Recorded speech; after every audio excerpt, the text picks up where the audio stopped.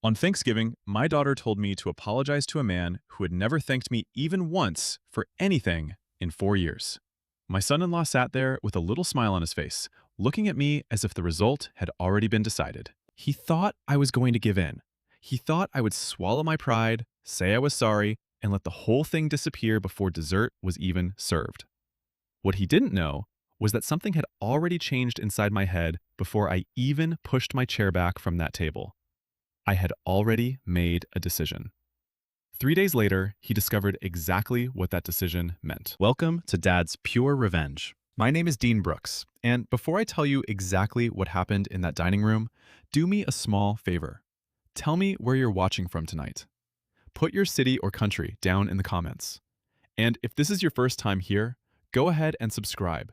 You are definitely going to want to see how this one ends, because I promise you, the ending was nothing like what my daughter or my son-in-law expected. But before I get to that Thanksgiving dinner, I need to tell you about my wife. Her name was Claire Brooks. And honestly, none of what happened later makes sense, unless you understand the kind of woman Claire was. Claire kept an old coffee can filled with quarters beside the front door of our house on Winder Street.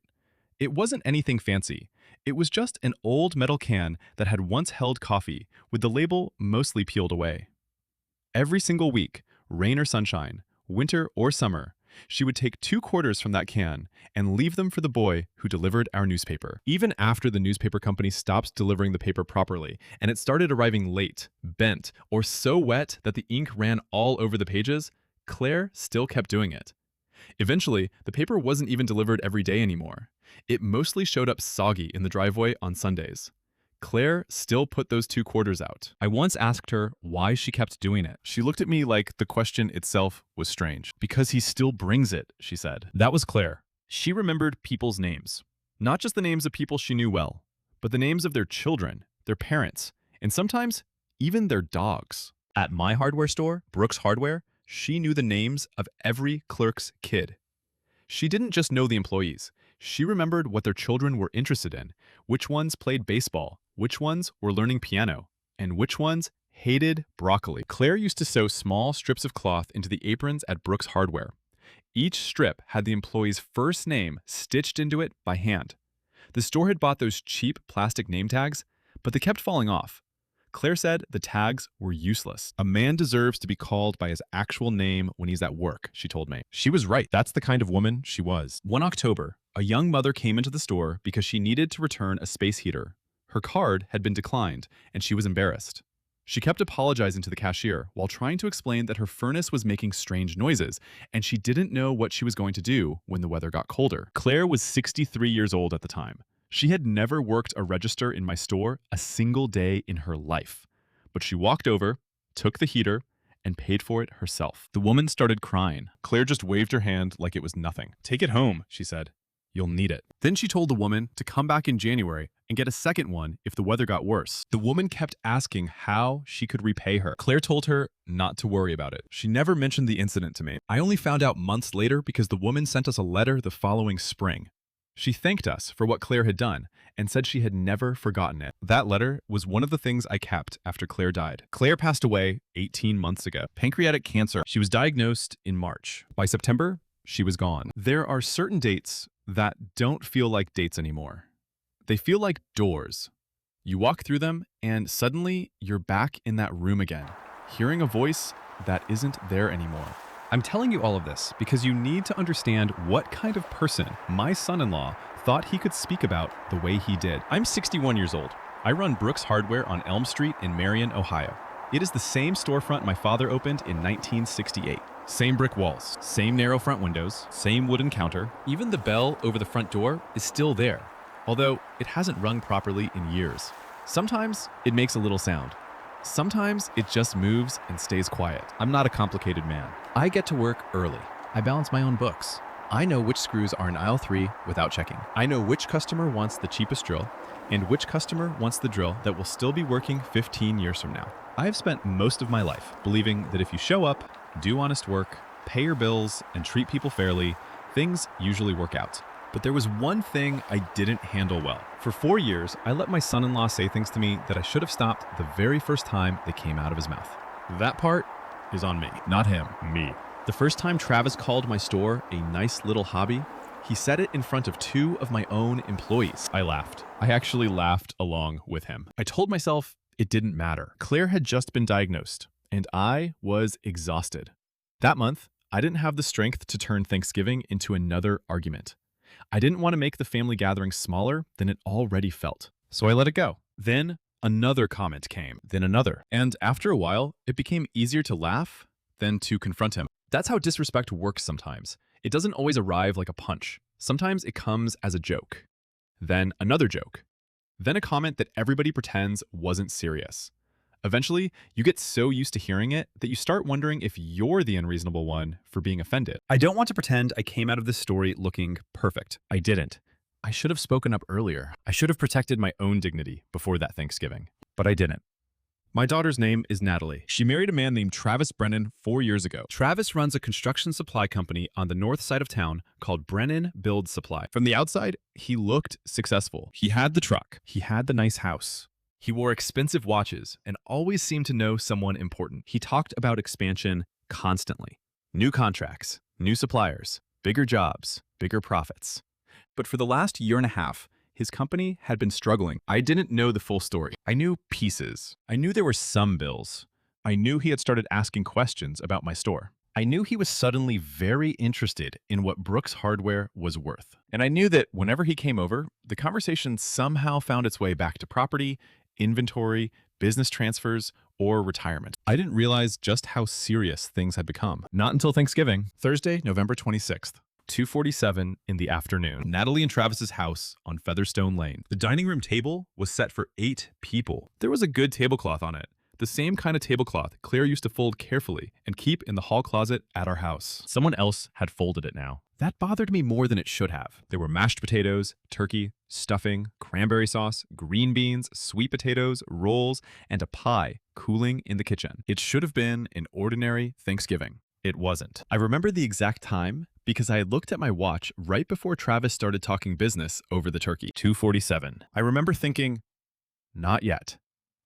Not today. Travis was cutting his stuffing into perfect little squares with the side of his fork. He didn't look at me when he started talking. Dean, he said, we should talk about the store transfer before the 4th. I stopped eating. He kept cutting. Neil and Kessler need everything finalized by December 1st, so the paperwork can clear before the end of the year. I thought maybe I had misunderstood him. The store transfer? He finally glanced up. Yes. I told him Thanksgiving wasn't the table for that conversation. I said it calmly. He didn't stop. It's not getting any smaller, though. Then he put his fork down. Brennan Build is carrying some weight right now. I don't love bringing it up over turkey either, but your wife isn't around to weigh in on the family finances anymore. So really, it's just you and me who need to sort this out. The room went silent. Not normal quiet. The kind of silence that happens when everybody hears something inappropriate and nobody wants to be the first person to react. My niece stopped chewing. Someone lowered their glass. Natalie stared down at her plate. I looked at Travis. I said his name. Travis. He didn't answer. I told him it wasn't his place to decide whether Claire got to be part of a conversation just because she wasn't physically sitting at the table. I told him Claire was my wife. I told him she was still part of my life. And I told him he didn't get to talk about her like she was some missing signature on a business document. I didn't raise my voice. I didn't slam my hand on the table. I didn't insult him. I said it evenly. Looking back, I think that was what actually bothered him, not the words. The fact that I wasn't shaking when I said them. For years, he had been used to me letting things slide. That afternoon, for the first time, I didn't. Travis slowly set his fork down. He didn't apologize. Instead, he looked almost amused, like I had just confirmed something he had suspected about me for years. Then he leaned back in his chair. Everybody's a little touchy today, he said to the table. Not to me, to everybody. That was when Natalie stood up. She didn't scream at first. She said my name, quietly. Dad. It sounded almost like she was giving me one final chance to fix the situation. I didn't take it, because as far as I was concerned, there was nothing I had done that needed fixing. Then her voice changed. Apologize to my husband. I looked at her. She continued, right now. I still didn't say anything. She pointed toward Travis. You embarrassed him. I almost laughed at that. The man who had spent 4 years making little comments about me, my store, my work, my marriage, and even Claire was now, supposedly, the person who had been embarrassed. Then Natalie said the words that changed everything. Apologize to my husband right now, or you're no longer my father. I stared at her. For a second, I honestly wondered if I had heard her correctly. My daughter. My only daughter, the little girl I used to carry on my shoulders. The child who used to sit beside Claire in the kitchen and steal pieces of cookie dough. She was standing there telling me that my place in her life depended on whether I apologized to a man who had spent years treating me like I was beneath him. And Travis smiled. That's the word for it. He didn't laugh. He didn't grin. He smirked. It was small. Satisfied. The expression of a man watching a debt get collected. I looked at my daughter. Then I looked at Travis. Then I looked around that table. Nobody moved. Nobody said anything. I stood up. My chair scraped against the hardwood floor. I can still hear that sound in my head. I reached for my coat. It was the same navy coat Claire had bought me for our 30th anniversary. I put it on slowly. Then I looked at Natalie one last time. I didn't argue. I didn't beg. I didn't tell her she would regret it. I didn't ask her to choose me. I simply said 5 words. Then I'm no longer yours. 5 words, that's all. Her face changed. For the first time that afternoon, she looked uncertain. Travis's smirk disappeared for half a second. I picked up my keys. I walked through the kitchen. I passed the sweet potatoes nobody had touched. I went through the side door and stepped outside. The air was cold. Not just cold in the way November is cold. It felt empty, like the world had suddenly lost all its warmth. A dog 2 houses down barked twice. I walked to my truck. It was a 2016 Ford F-150 with a little over 110,000 miles on it. Nothing fancy, but it was mine. I opened the door and got inside. Then I just sat there. I didn't start the engine. Not immediately. My hands needed a minute. My mind needed longer. I stared through the windshield at the house. I could see the dining room light through the curtains. Somewhere behind those walls were the people who were supposed to be my family. I had spent 4 years trying to keep peace. I had swallowed comments. I had ignored insults. I had told myself that family meant being patient. But sitting there in that truck, with Claire's navy coat still wrapped around me, I finally understood something I should have understood years earlier. Keeping the peace isn't the same thing as having peace. And letting someone disrespect you isn't the same thing as forgiving them. Sometimes forgiveness without boundaries just teaches people that there will never be consequences. I reached into my coat pocket. My fingers touched the small piece of paper I had carried around for months. I pulled it out. I looked at it again. That was when I remembered something. Travis didn't know. Something Natalie didn't know. Something nobody at that Thanksgiving table knew. And suddenly, I wasn't angry anymore. I was calm. Very calm. Because before I had ever sat down at that Thanksgiving table, before Travis asked about transferring my store, before Natalie gave me her ultimatum, I had already made a decision about Brooks Hardware. I had already decided what would happen to it. And more importantly, I had already decided what would not happen to it. Travis thought he was sitting across from an old man who was afraid of losing his dog. He thought he had leverage. He thought my love for Natalie made me weak. He had confused love with surrender. That was his mistake. I folded the paper and put it back in my pocket. Then I started the truck. I drove home alone. For the first time since Claire died, the house on Winder Street felt completely silent. But that night, the silence didn't hurt as much as it usually did. Because for once, I wasn't sitting there wondering what I had done wrong. I knew exactly what I was going to do next. And Travis Brennan had no idea that the 3 days he had left before finding out were going to be the longest 3 days of his life. Natalie's name wasn't on a single page. Neither was Travis's. Grant asked me twice if I was absolutely sure, because that's his job. And I told him I hadn't been this certain of anything in 18 months. We signed it Saturday morning, November 28th, had it notarized, and filed it that same day. Now, here's the part where the clock Travis had been counting on started working against him instead. I found out later from Natalie, during a conversation I'll get to eventually, that Brennan Building Supply was carrying almost $200,000 in short-term debt, and that Travis had already told his own business partner the Brooks Hardware transfer was as good as done. The collateral was already accounted for on paper, even though the paperwork hadn't been signed by anyone except him. He'd been telling people it was finished before I'd agreed to even one word of it. Sunday, November 29th. My phone had been quiet since I walked out of that house Thursday. Then suddenly, It wasn't quiet anymore. 4 missed calls by 9 in the morning. 11 by noon. Text messages from Natalie that went from short to long and then short again. Dad, call me. Then paragraphs. Then just, please. By 3 that afternoon, there were 19 missed calls. There was a voicemail from Travis, and I want you to hear how different his voice sounded. There was no smirking in it anymore. No calm business voice over turkey. No pretending everything was under control. Just a man doing the math out loud and realizing he didn't like the answer. By 6, there were 27 missed calls. She had absolutely no idea what I'd already done on Friday morning. She would find out soon enough. If you're new to this channel, this is usually the part where things start getting interesting. Go ahead and subscribe so you don't miss what happens next in a story like this one. By Sunday night, there were 34 missed calls. I let almost every one of them go. Not because I was trying to punish anybody, not out of spite. I honestly didn't have anything left to say that hadn't already been said with a pen at Grant Holloway's office. I'd said what I needed to say, and this time there was paperwork behind it. Monday, November 30th, 7:50 in the morning, they were standing on my porch. They hadn't called ahead, they hadn't texted first, they were simply there. Standing on the same welcome mat Claire had picked out at a hardware convention in Columbus back in 2009. It was a plain little thing that said home in faded block letters.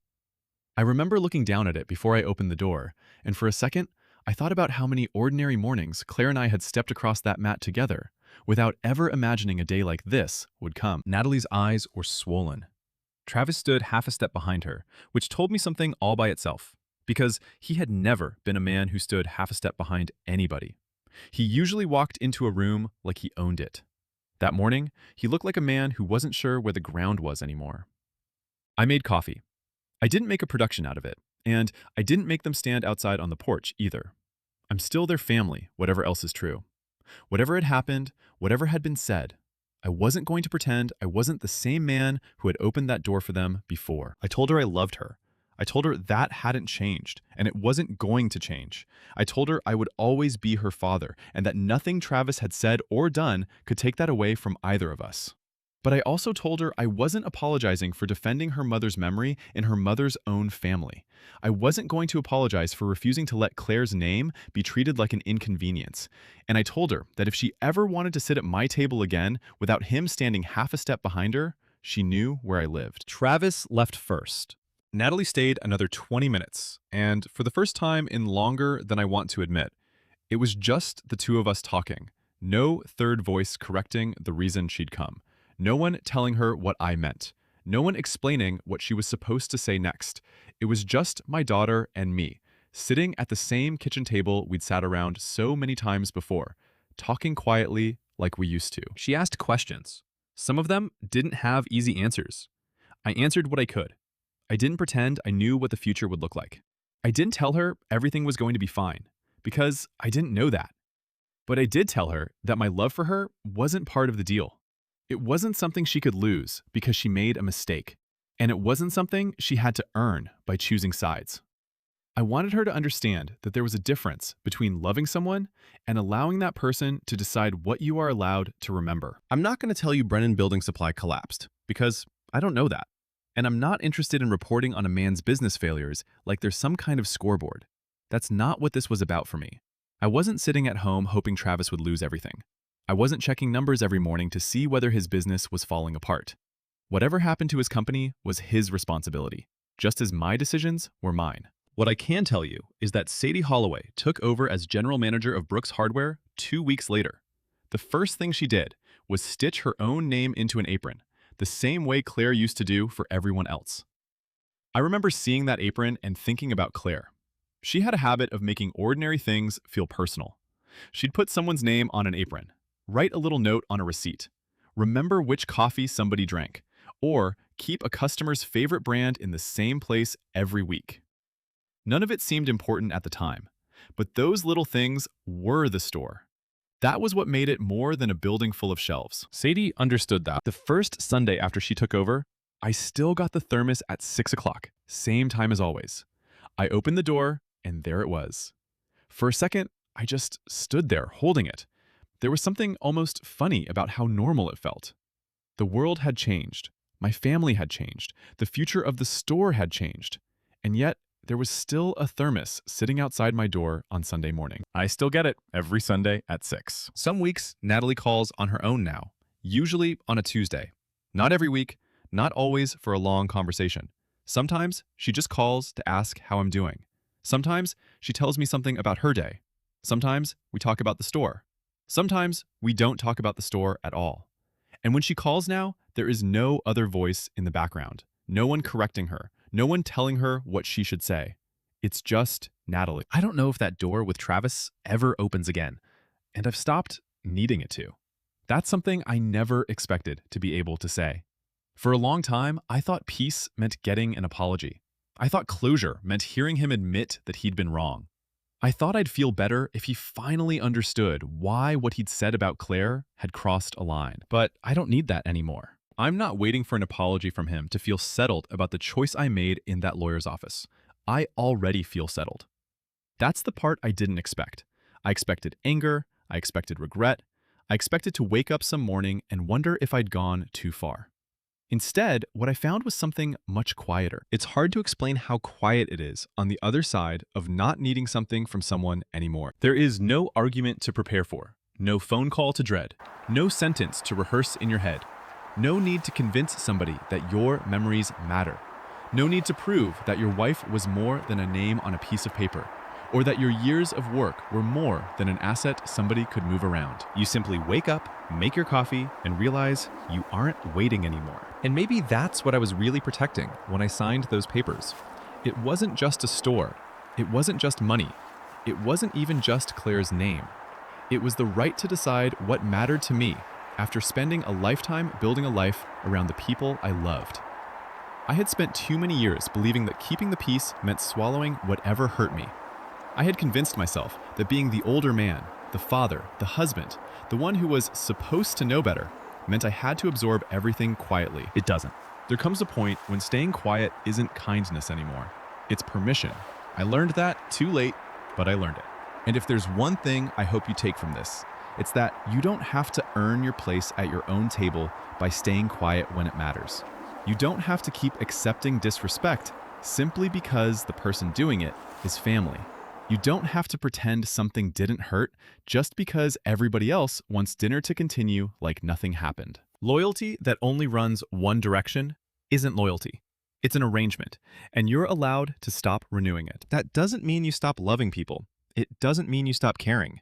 It doesn't mean you have to become bitter or cruel. Sometimes it simply means you finally understand that love and boundaries can exist in the same place. You can love your daughter and still tell her that her husband can't decide how you remember your wife. You can love your family and still protect the things that belong to you. You can forgive somebody in your heart without giving them the same access to your life they had before. For me, that was the lesson. I thought the hardest part would be signing my name. It wasn't. The hardest part was accepting that I had already been pushed farther than I wanted to go, and that if I kept pretending everything was fine, I would eventually have to explain to myself why I had allowed it. Signing the papers took a few minutes. Living with the decision took longer. But now, months later, I can honestly say I don't regret it. I don't know what Travis tells people about what happened. Maybe he says I acted out of anger. Maybe he says I misunderstood him. Maybe he tells people he had everything worked out and that I changed the deal at the last minute. He can tell whatever story helps him sleep. I'm not going around correcting him. I know what happened. Natalie knows what happened. And Claire, wherever you believe the people we lose go, is not someone whose memory I am ashamed to protect. The store is still there. Sadie is still running it. Claire's scholarship is still being given in her name. The thermos still arrives on Sunday mornings. Natalie still calls sometimes. Life didn't turn into some perfect ending where everybody apologized, hugged, and learned the same lesson at the same time. Real life doesn't usually work that way. Sometimes the ending is simply that you stop arguing. Sometimes the ending is a new manager putting her name on an apron. Sometimes it's a daughter calling her father on a Tuesday afternoon because she wants to talk, not because someone told her to. And sometimes the ending is sitting alone at your kitchen table after everybody has gone, looking at the same old wood, drinking the same coffee, and realizing that the room finally feels peaceful again. I never thought peace would feel so ordinary. That's what surprised me most. Not the paperwork, not the phone calls, not Travis standing on my porch. not the business numbers, not even the decision itself. The quiet. The quiet was what I had been missing. If this story meant something to you, hit subscribe. Tell me in the comments where you're watching from and whether you've ever had to walk away from your own table for a while just to remember who you were. Maybe it wasn't a family business. Maybe it wasn't an argument over money. Maybe it was simply the moment you realized you had been giving more than you were getting back. I read everyone. And if you're in that place right now, wondering whether protecting your peace makes you selfish, I hope you remember something. You can care about people without carrying everything they put on your shoulders. You can love someone without agreeing with them. You can leave a door open without standing in the doorway forever, waiting for somebody to decide whether they want to walk through it. I didn't know that when this started. I know it now. And for the first time in a very long time, that's enough. I'll see you in the next story.